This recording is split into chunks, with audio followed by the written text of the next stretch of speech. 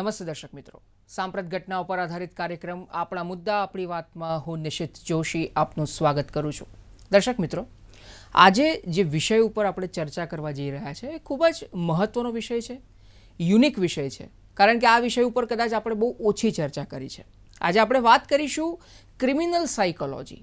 કદાચ તમને નામથી જ એક અલગ પ્રકારનો ખ્યાલ આવી ગયો હશે કે ક્રિમિનલ સાયકોલોજી નામ જ જણાવે છે કે જે લોકો અપરાધ કરે છે, જે ક્રિમિનલ્સ છે, તેમનું માનસિક વિશ્લેષણ આ ક્રિમિનલ સાયકોલોજી અથવા તો સાયકોલોજિસ્ટ કરતા હોય છે. તેઓ કેવી રીતે વિચારે છે, એટલે કે ક્રિમિનલ્સ કેવી રીતે વિચારે છે, તેમનું બિહેવિયર શું હોય છે, તેમનો જે થોટ છે એ થોટ પ્રોસેસ શું હોય છે, અને એવું બિહેવિયર કેમ આવ્યું, તેમને કેમ ક્રાઇમ કરવાની ફરજ પડી, અથવા તો એવા કયા રીઝન્સ હતા, કયા પરિબળો હતા, એની પણ એ ક્રિમિનલ સાયકોલોજિસ્ટ વિશે છણાવટ કરતા હોય છે, વિશ્લેષણ કરતા હોય છે. ત્યારે આજે આપણે આ ક્રિમિનલ સાયકોલોજી વિશે વાત કરીશું, એના અલગ અલગ પાસાઓ વિશે વાત કરીશું. ક્રિમિનલ સાયકોલોજિસ્ટ તરીકે તમારે જો એક પ્રોફેશનને અપનાવવો હોય, એક વ્યવસાય તરીકે તેને અપનાવવો હોય, તો એના માટે કેવા પ્રકારની તકો રહેલી છે. ક્રિમિનલ સાયકોલોજી ભણવું હોય તો એ ક્રિમિનલ સાયકોલોજી ક્યાં ભણી શકાય અને એમાં કયા કયા એલિજિબિલિટીના ક્રાઇટેરિયા હોય છે, એની પણ આપણે વાત કરીશું. અને આ ચર્ચા કરવા માટે આપણી સાથે સ્ટુડિયોમાં એક મહેમાન ઉપસ્થિત છે, તેમનો પરિચય મેળવી લઈએ. દર્શક મિત્રો, આપણી સાથે સ્ટુડિયોમાં ઉપસ્થિત છે ડૉક્ટર પૂર્વી પોખરિયાલ, જેઓ ડીન છે school of behavioural forensics NFSU, એટલે કે નેશનલ ફોરેન્સિક સાયન્સીસ યુનિવર્સિટી ગાંધીનગરના.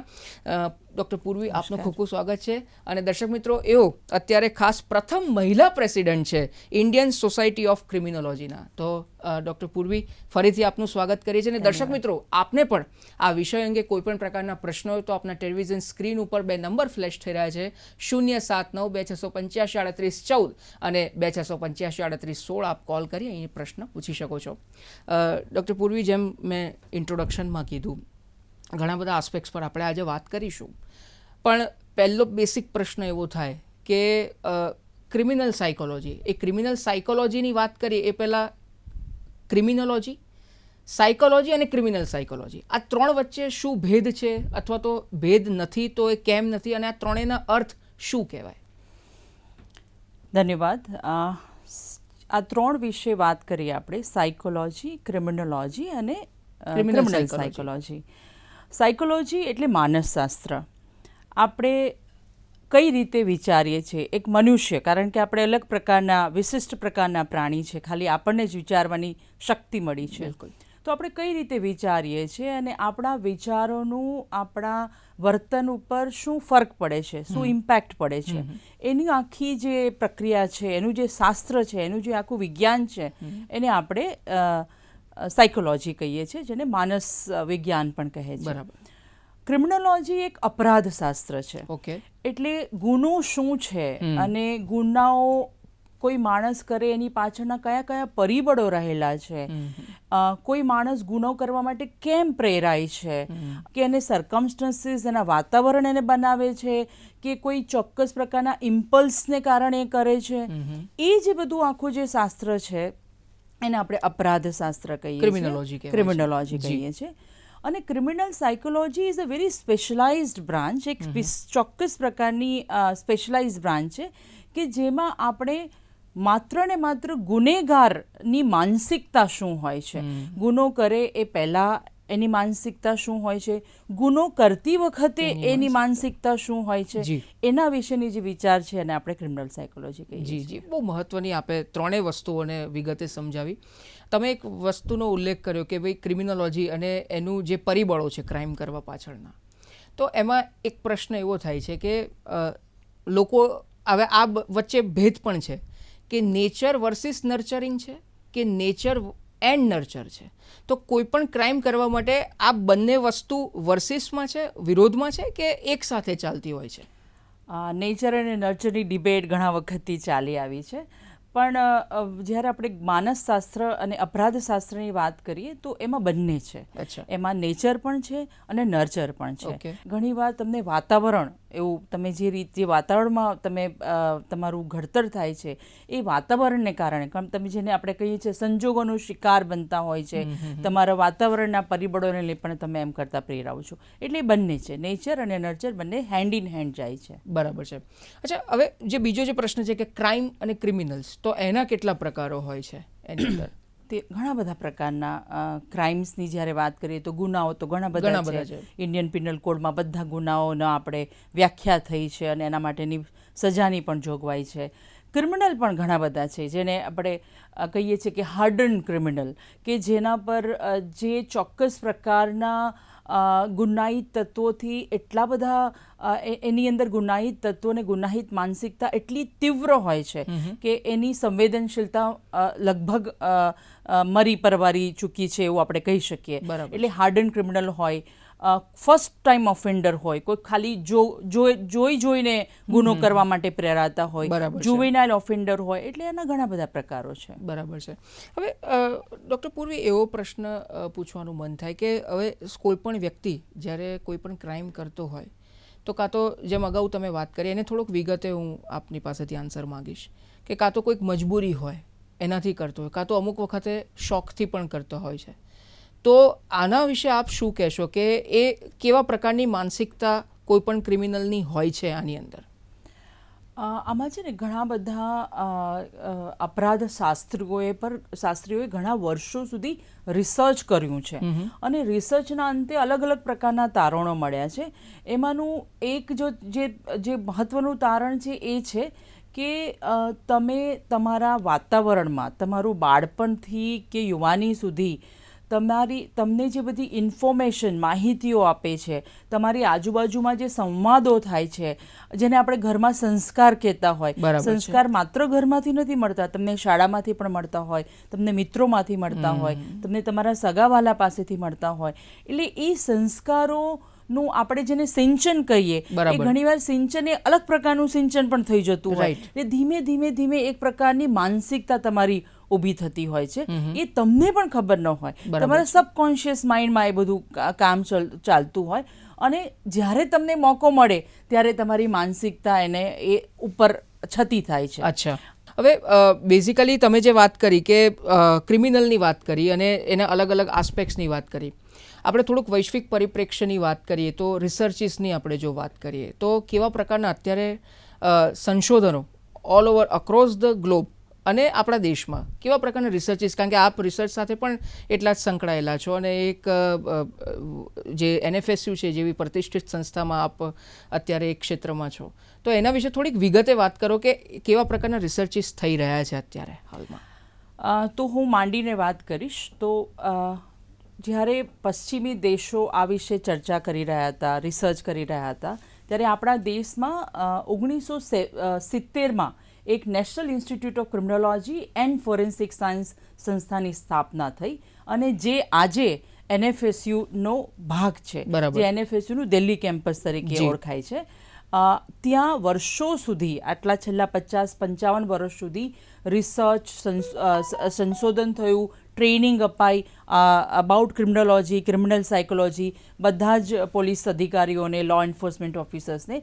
અને હવે NFSUમાં અમે ચોક્કસ પ્રકારની આખી સ્કૂલ બનાવી છે અને સ્કૂલનું નામ જ સ્કૂલ ઓફ બિહેવિયરલ ફોરેન્સિક્સ છે કે તમારા વર્તણૂકની કઈ રીતે અમે તલસ્પર્શી અભ્યાસ કરી શકીએ, એના બધા જ પાસાઓનો કઈ રીતે અભ્યાસ કરી શકીએ. અને એમાં આપણે ઘણા બધા એકેડેમિક પ્રોગ્રામ તો ચલાવીએ જ છીએ. આપણે BA MA ક્રિમિનોલોજી ચલાવીએ છીએ, જે લો અને ક્રિમિનોલોજીને ઇન્ટિગ્રેટ કરીને આપણે પ્રોગ્રામ ચલાવીએ છીએ. આપણે MSc ફોરેન્સિક સાયકોલોજી પ્રોગ્રામ ચલાવીએ છીએ. આ ઉપરાંત એવી ઘણી બધી ટેકનિક્સ છે કે જેનાથી આપણે ગુનેગારોનું માનસ જાણી શકીએ. જેમ કે એની જ એક પ્રકારનું જે રિસર્ચ NFSUના ભાગરૂપે થયું છે એ બેઓસ સિસ્ટમ તરીકે જાણી છે, જેને આપણે બ્રેઇન પ્રોફાઇલ કહીએ છીએ. કે તમે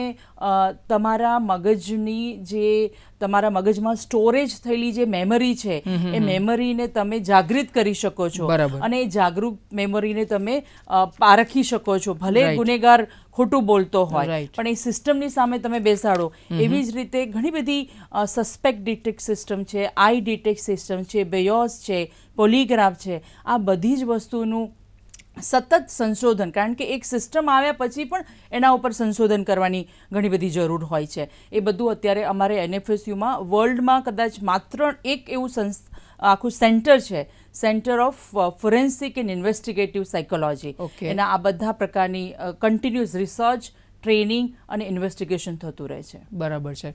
તો તમે જે આખી વિગતે વાત કરી આ કેસમાં, હવે થોડુંક સાયન્ટિફિક આપણે જો વાત કરીએ તો એમાં કોઈ પણ ક્રિમિનલ હોય તો એના માણસની જો કોઈને એક જે વિશ્વમાં જે રિસર્ચ થયા છે એના પર હું થોડીક વાત કરીશ કે ભાઈ પ્રીફ્રન્ટલ કોર્ટેક્સ જેને કહેવાય છે એની વાત કરે છે. એટલે એક સાયન્ટિસ્ટ હતા પેન્સિલ્વેનિયાના, અને એમણે એક રિસર્ચ એવું કર્યું હતું, ડૉક્ટર એડ્રિયન રેઇની કરીને એક પ્રોફેસર છે એને. તો હવે આ જે પ્રીફ્રન્ટલ કોર્ટેક્સની વાત કરીએ એમાં ગાર્ડિયન એંગલ ઓફ બિહેવિયર જે વાત છે કે એમાં એવું છે કે રેગ્યુલેટ કરે છે, તમારા બિહેવિયરને રેગ્યુલેટ કરતા હોય છે. એ કેસમાં એવા કે જે કોઈકને કોઈક ઇન્સલ્ટ કરી નાખે અથવા તો કોઈક એને શારીરિક રીતે હાનિ પહોંચાડે તો એકદમ એ ગુસ્સે થઈ જતા હોય છે. હવે બીજા લોકો જેને એવા છે કે જેનું પ્રીફ્રન્ટલ કોર્ટેક્સ એકદમ હાઈલી ફંક્શનિંગ હોય છે, એટલે એ બહુ વેલ ઓર્ગેનાઇઝડ વેમાં કોઈ પણ પ્રકારનું ક્રાઇમ કરતા હોય છે. બીજા ઓર્ગનની વાત કરીએ તો એ છે એરિગ્રેડલા જે કહેવાય છે, સીટ ઓફ ઇમોશન્સ જેને કહેવાય છે એની અંદર, કે ભાઈ એમાં એમ્પથી કે રિમોર્સ એટલે કે સહાનુભૂતિ અથવા તો પશ્ચાતાપ, રિમોર્સ એટલે, અને એક ગિલ્ટ હોય છે એમને. હવે એ જો કંટ્રોલ કરતું હોય છે તો એ વીક હોય તો એના માટે વધુ ઇમોશન્સ એને ફીલ નથી થતા. હવે આ પ્રકારના જે ઇન્ટરનેશનલ લેવલના જે રિસર્ચિસ થાય છે એના વિશે શું કહેશો? ને અત્યારે જો વૈશ્વિક પરિપ્રેક્ષમાં થોડીક વાત કરીએ આપણે તો આ કેટલા એડવાન્સ લેવલ ઉપર આપણે પહોંચ્યા છે એમાં? આપણે તમે બહુ જ સારી વાત કરી. આ બધા રિસર્ચિસ થયા છે અને રિસર્ચના તારણોના આધારે જ આપણે આગળ કઈ રીતે નવી ટેકનોલોજી વિકસાવી શકીએ. જેમ તમે પ્રીફ્રન્ટલ લોબની વાત કરી, પ્રીફ્રન્ટલ કોર્ટેક્સની વાત કરી, એના આધારે જ આ BIOS સિસ્ટમ કામ કરે છે. બરાબર છે. એવી જ રીતે આજે અત્યારે ન્યુરો ટેકનોલોજી એટલું બધું જબરજસ્ત ઇમર્જિંગ ફીલ્ડ થઈ રહ્યું છે. એના વિશે તમે જે વિચારો છો એ વિચારોને પણ તમે જાણી શકો છો, વિચારોને કેપ્ચર કરી શકો છો. તમારી વિચારોની જે વિચારો તમે કરો છો એના ડેટા એકત્રિત કરીને તમારી પેટર્ન, એ વિચારોની પેટર્ન પણ તમે પારખી શકો છો. એટલે આપણે ઘણા બધા વેરેબલ ડિવાઇસીસ પહેરતા હોય છે. હવે તો એવા ગોગલ્સ આવ્યા છે, હેલ્મેટ આવ્યા છે, આપણે ફિટ બેલ્ટ પહેરતા હોઈએ છીએ. હવે આ બધા જે ડિવાઇસીસ છે એ કેવા કેવા પ્રકારના ડેટા તમારા ફિઝિયોલોજિકલ ચેન્જીસની સાથે સાથે એ physiological changes affects your brain also. એટલે એ જ ડેટા કરીને એક નવા પ્રકારની માનસિક ડિઝાઇન એ તૈયાર કરતા હોય છે. બરાબર છે. એટલે આ ફિલ્ડમાં અત્યારે જબરજસ્ત પ્રગતિ થઈ રહી છે. તો એમાં એક વસ્તુ એડ કરે, આપણા હોમ મિનિસ્ટર શ્રી અમિત શાહ સાહેબે એક વસ્તુ કીધી હતી કે the era of third degree has ended. તો એને જો આ તમે જે વાત કરી એને સાંકળી શકાય? બિલકુલ. In fact national forensic sciences university આ જ મુદ્દા પર કામ કરી રહી છે કે હવે સોફ્ટ ડિગ્રીનો જમાનો આવ્યો છે. બરાબર. થર્ડ ડિગ્રીનો જમાનો નથી. બહુ જ પ્રેમથી વાર્તાલાપ કરીને, એર કન્ડિશન ઓફિસમાં બેસાડીને, ઇન્સ્ટ્રુમેન્ટની સામે બેસાડીને પણ તમે ગુનેગાર પાસેથી ધીમેથી શિસ્તતાપૂર્વક બધી જ વાતો કઢાવી શકો છો. તમારે કોઈ પણ પ્રકારનો બીજા કોઈ પણ પ્રકારની થર્ડ, સેકન્ડ ડિગ્રી અપનાવવાની જરૂર નથી પડતી. અને એ બધા સાયન્ટિફિક ડેટા છે.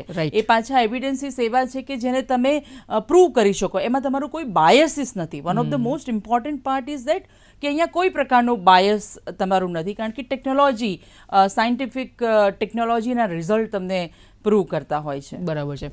બીજો જે ડૉક્ટર પૂર્વી એવો પ્રશ્ન થાય કે તમે બિહેવિયર સાયન્સની પણ વાત કરી, બિહેવિયર ચેન્જની પણ વાત કરી, ખૂબ જ મહત્ત્વનું છે કોઈ પણ ક્રિમિનલ હોય એના માટે. તો આપની દૃષ્ટિએ બિહેવિયર ચેન્જ કઈ રીતે આણી શકાય? કારણ કે અત્યારે તમે જુઓ છો કે બિહેવિયર ચેન્જનો ઇસ્યુ ખાલી ક્રિમિનલ્સ માટે નહીં પણ દરેક આપણા નાગરિકો માટે પણ એટલો જ લાગુ પડે છે. તો ખાસ તો જો ક્રિમિનલની વાત કરીએ તો કોઈ ક્રિમિનલ માટે બિહેવિયર ચેન્જ લાવવું એ કેટલું ચેલેન્જિંગ હોય છે અને કઈ રીતે આખી આ પ્રોસેસ થતી હોય છે ને એમનું માઇન્ડસેટને ચેન્જ કરવાનો પ્રયત્ન કરવામાં આવતો હોય છે? એટલે આ ઉપર પણ ઘણા બધા રિસર્ચ થયા છે કે આપણે જ્યારે ગુનેગારોને જેલમાં સજા કરતા હોઈએ અને પછી જેલની સજા પૂર્ણ કર્યા પછી જ્યારે આપણે એને પાછું સોશિયલ ઇન્ટિગ્રેશન કરીએ, રીઇન્ટિગ્રેશન કરીએ, ત્યારે એ કેટલા હદ સુધી પાછા ક્રાઇમ કરવા પ્રેરાશે એનું પણ એક પ્રિડિક્શન મોડેલ છે. કંપાસ નામનું એક સોફ્ટવેર છે. એનાથી તમે આ કેદીઓ ફરીથી પાછા ગુનો કરશે કે નહીં, અથવા તો એમને કેટલા હદ સુધી આપણે એના પર રિલાય કરી શકીએ, ટ્રસ્ટ કરી શકીએ એવા પ્રકારના પણ ઘણા બધા હવે ટેકનોલોજી તકનીકી ક્ષેત્રે ઘણી બધી આમાં પ્રગતિ થઈ છે. અને તમે જે વાત કરી બિહેવિયરને કંટ્રોલ કરવાની, હવે આ બિહેવિયરલ કંટ્રોલના માં પણ ઘણી બધી હવે માત્ર આપણને બધાને જાણીએ છીએ કે નાનું બાળક હોય, મોટું બાળક હોય કે માણસ હોય, બધાને કોઈકને સલાહ આપવી અને સલાહને સાંભળવાની ને એ પ્રકારનું આચરણ કરવાનું ગમતું નથી હોતું.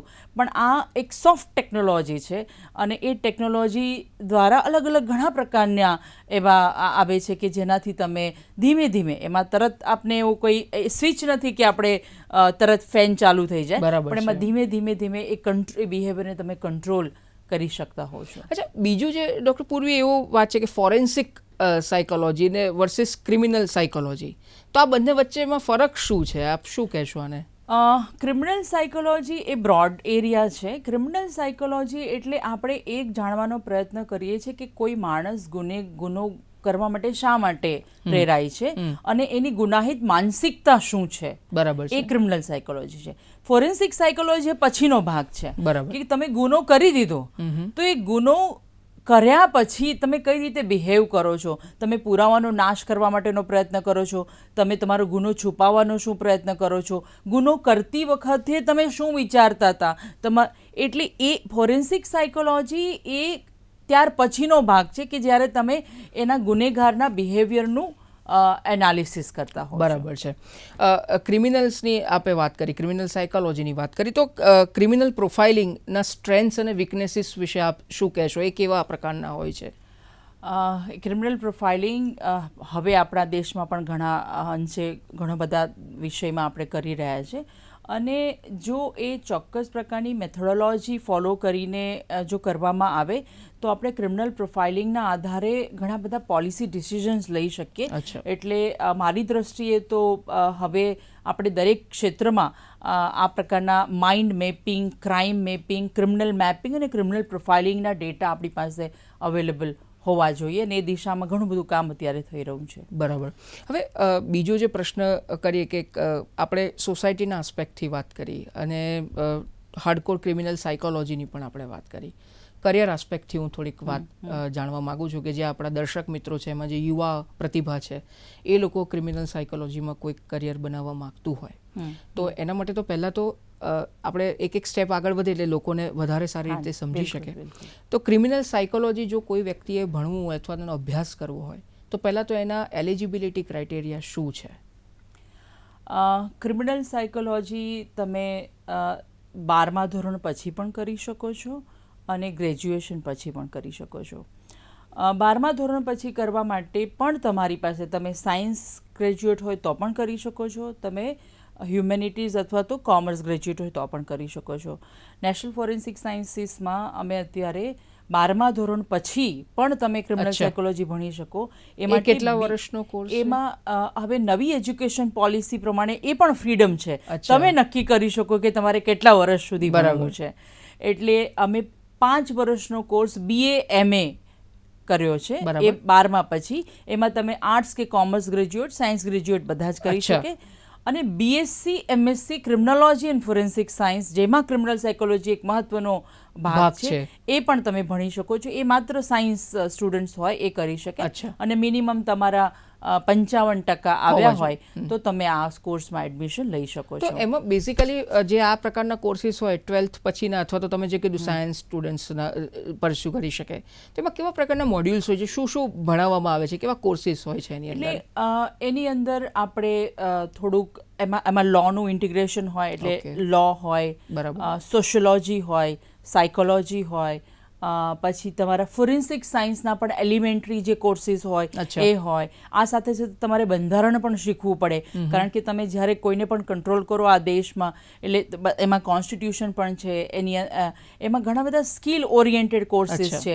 એમાં આપણે રનિંગ ઇન્ટર્નશિપ્સનું એક્સપોઝર આપીએ છીએ કે તમે જેલમાં જઈને ત્યાં તમે ઇન્ટર્નશિપ એના ડેટા લાવો અને એમની સાથે તમે રિસર્ચ કરી શકો છો. તમે લો એન્ફોર્સમેન્ટ એજન્સી સાથે ઇન્ટર્નશિપ કરી શકો છો. તમે કોર્ટમાં જઈને એ જે ક્રિમિનલ્સને જ્યારે ક્રિમિનલ ટ્રાયલ ચાલતું હોય ત્યારે તમે ઓબ્ઝર્વેશન્સ કરીને કઈ કઈ વસ્તુને તમે તમારા સ્ટડીઝમાં ઇન્ટિગ્રેટ કરી શકો. એ રીતે ઇન્ટર્નશિપ પણ છે, ફિલ્ડ વર્ક છે, રિસર્ચ છે, લોના કોર્સિસ છે, સોશિયલ સાયન્સીસના કોર્સિસ છે, ફોરેન્સિક સાયન્સના કોર્સિસ છે. એટલે જે હોલિસ્ટિક પર્સપેક્ટિવ જે આવવો જોઈએ, એટલે માત્ર એવું નથી કે ક્રિમિનલ સાયકોલોજીસ્ટ બનવા માટે તમારે એક જ વસ્તુ ભણવું પડે. બરાબર. એટલે એ ઘણી બહુઆયામી કોર્સ જેને કહી શકાય એ પ્રકારનો આમે કોર્સિસ છે. આ ઉપરાંત ગ્રેજ્યુએશન પછી જો કોઈને ભણવું હોય એમાં પણ બંને ઓપ્શન છે, MA ક્રિમિનોલોજી અથવા MSc ફોરેન્સિક સાયકોલોજી. પણ MSc એટલે MScમાં સાયન્સ જોઈશે, MA ક્રિમિનોલોજીમાં તમે કોઈ પણ ગ્રેજ્યુએટ હોય એ કરી શકાય.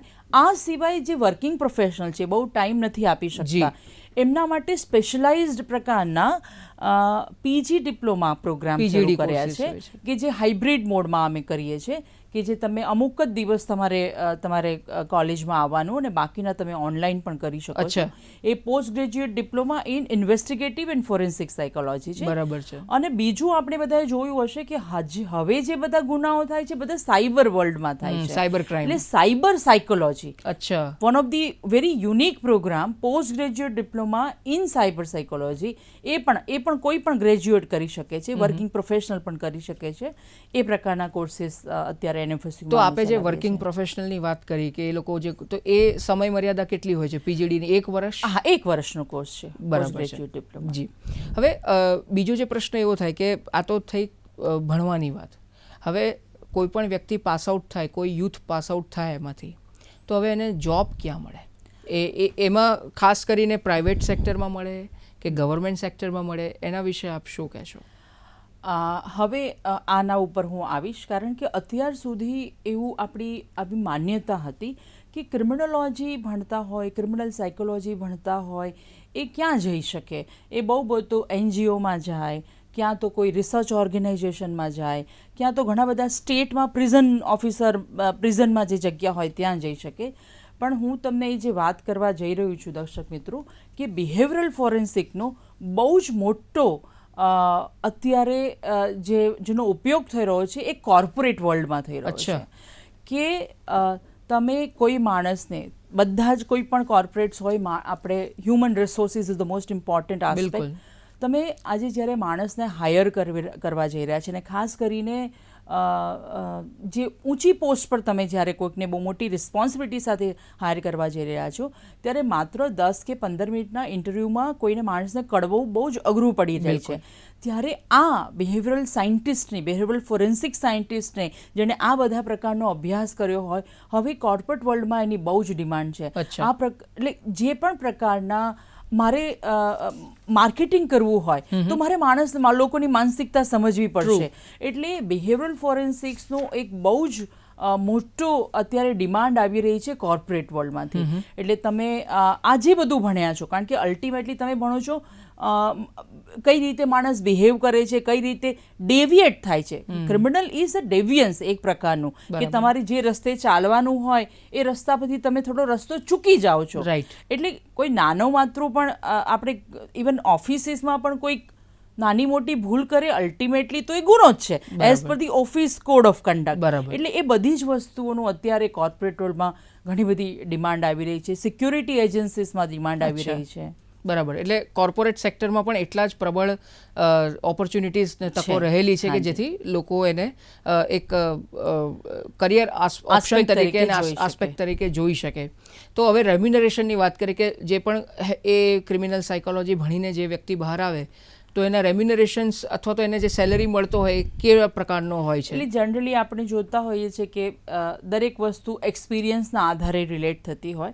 એટલે કોઈ પણ ફ્રેશર હોય આ ફિલ્ડમાંથી, ફ્રેશર અને લગભગ આપણને કહી શકાય કે 5 થી 6 લાખ રૂપિયાનું પર એનમ પેકેજ તમને ફ્રેશર્સને મળી શકે છે. પણ આ જ એક એવું વસ્તુ છે કે તમારામાં 2-3 વર્ષનો પણ અનુભવ થઈ જાય તો એ તમને તમારી એ પ્રકારની ડિમાન્ડ વધતી હોય છે એ ફિલ્ડમાં, અને તમારું રેમ્યુનરેશન પેકેજ એ રીતે વધે છે. તમે બીજા જે કોર્સની, તો ક્રિમિનલ સાયકોલોજીનો કોર્સ અહીં ચાલે છે, પણ દેશમાં બીજા રાજ્યોની જો વાત કરીએ, જો આપ થોડોક પ્રકાશ પાડી શકો કે બીજા કયા કયા રાજ્યોમાં આ પ્રકારના સારી ઇન્સ્ટિટ્યૂટ્સમાં કોર્સિસ ચાલી રહ્યા છે, તો એના વિશે શું કહેશો? એક તો મેં આપને કહ્યું એ પ્રમાણે National Institute of Criminology and forensic Science, જે અત્યારે દિલ્હી, અમારું NFSUનું દિલ્હી કેમ્પસ છે, ત્યાં લગભગ 50 વર્ષથી one of the first institution in the country two run this course. આ ઉપરાંત આ પ્રકારના કોર્સિસ હવે, કારણ કે એની ડિમાન્ડ વધી રહી છે, હવે લોકોમાં અવેરનેસ આવી છે, એટલા માટે ઘણી બધી યુનિવર્સિટીઝમાં, મહારાષ્ટ્રમાં પણ ચાલે છે, કર્ણાટકામાં પણ છે, તમિલનાડુમાં આ ઘણું બધું આગળ આ ક્ષેત્રે કામ થઈ રહ્યું છે. આ સિવાય મને લાગે છે પંજાબમાં પણ, પંજાબ યુનિવર્સિટીમાં પણ છે. એટલે ઘણા બધા હવે ધીમે ધીમે આ કોર્સિસનું ડિમાન્ડ વધી રહી છે અને ઘણા બધી જગ્યાએ ઓફર થાય છે. બરાબર છે. ડૉક્ટર પૂર્વી, છેલ્લો સમયની થોડીક મર્યાદા છે, પણ એક પ્રશ્ન પૂછવો જરૂરી છે, કારણ કે આપ બિહેવિયરલ સાયન્સ સાથે પણ સંકળાયેલા છો, કે આપણે ત્યાં અહીં અભિવ્યક્તિની સ્વતંત્રતા તો છે, પણ એ છતાં પણ લોકો ડિપ્રેશનમાં જઈ રહ્યા છે અત્યારે. તો અને છેવટે પછી એ લોકો ક્રાઇમ સુધીનો પહોંચી જતા હોય છે, ગંભીર ગુના કરવા સુધી પહોંચી જતા હોય છે. ત્યારે આવા પ્રકારે લોકોએ શું ધ્યાન રાખવું જોઈએ અને કઈ રીતે એ ત્યાંથી પાછા વળી શકે? અંતમાં આપ શું કહેશો? એ જ માટે હું વાત કરીશ કે અત્યારે NFSUમાં અમે હેપીનેસ એન્ડ વેલબિંગ, અલ્ટિમેટલી આપણે આ દેશમાં આપણે બધા લોકોને શાંતિ અને સુખાકારી માટે પ્રાર્થના કરીએ છીએ. એટલે ભલે ક્રિમિનોલોજી ભણાવતા હોઈએ, પણ at the end of the day આપણને જોઈએ છે વી વિશ કે બધાનું વેલબિંગ હોય, બધાનું હેપીનેસ જળવાઈ રહે. અને એટલા માટે અમે એ પ્રકારનું પણ કાઉન્સેલિંગ આપી રહ્યા છે. લોકોને સ્ટ્રેસ ફ્રી કઈ રીતે કરી શકાય, તમારા પ્રોબ્લેમમાંથી અમે કેવી રીતે તમને બહાર કાઢી શકીએ, એક જે ક્લિનિકલ કાઉન્સેલિંગ જેને કહેવાય, એ પ્રકારનું પણ કાઉન્સેલિંગ આપણે આપી રહ્યા છીએ. પણ જ્યારે આપણે વાત કરીએ છીએ ઇન જનરલ, ત્યારે મને એવું લાગે છે કે આ દિશામાં જે આપણે આપણા ઓનરેબલ પ્રાઇમ મિનિસ્ટર સર પણ કહે છે, મેડિટેશન, યોગા, મનને શાંત રાખવા માટે સૌથી વધારે ઇમ્પોર્ટન્ટ આ વસ્તુ રહેલી છે. જી. તો ડૉક્ટર પૂર્વી, આપ દૂરદર્શનના સ્ટુડિયોમાં અને આટલી રસપ્રદ ચર્ચા કરી બદલ આપનો ખૂબ ખૂબ આભાર. તો દર્શક મિત્રો, આપણા મુદ્દા આપણી વાત કાર્યક્રમમાં અત્યારે બસ આટલું જ. આવતા શુક્રવારે ફરીથી એક નવા વિષય સાથે, નવા મહેમાન સાથે ઉપસ્થિત થઈશું. ત્યાં સુધી અમને રજા આપશો. નમસ્કાર.